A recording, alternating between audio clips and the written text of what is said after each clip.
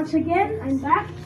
I'm going to do a portrayal as Stephen William Hawking, or Stephen Hawking, the disabled one, the popular one.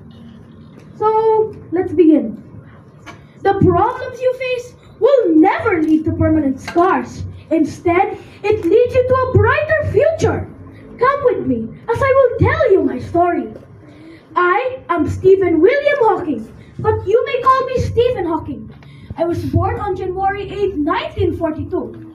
I am from Oxford. My family consists of many physicians. You may know me because of my feats. Those feats are from the discovery of radiation in black holes, also known as Hawking radiation. I was also a vigorous supporter of the many worlds interpretation in quantum mechanics. When I was 17 on October of 1959, I began to study at the University of Oxford, where I got my first-class BA degree in physics. In 1962, I began my graduate work at Trinity College, Cambridge, where in 1966, I got my PhD in mathematics and theoretical physics, specialized in the theory of relativity and cosmology. But then, something bad happened. I was diagnosed with an early onset, slow progressing form of motor neuron disease, which slowly, over decades, paralyzed me. But then, another problem has risen. I lost my voice. At first, I used a speech-generating device for them to hear me. Initially, through use of a handheld switch, and eventually through use of a single cheek muscle.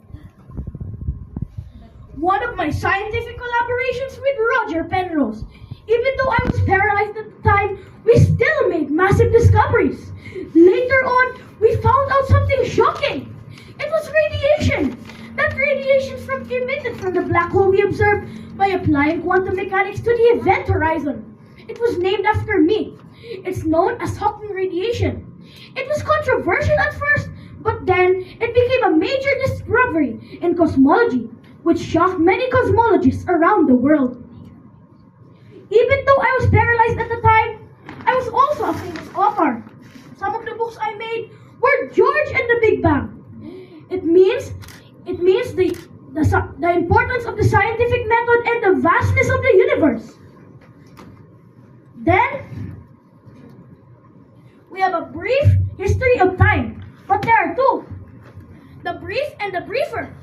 It describes the unifying theory of the universe, where we find out its fate, origin, and structure.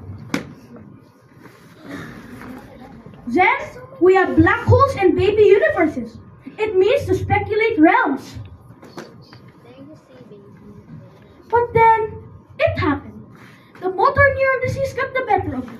So then, I died peacefully in my home on March 31, 2018.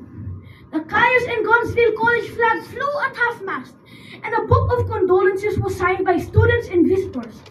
A tribute was made to me by IPCI President Andrew Parsons in the 2018 Paralympic Winter Games in Pyeongchang, South Korea.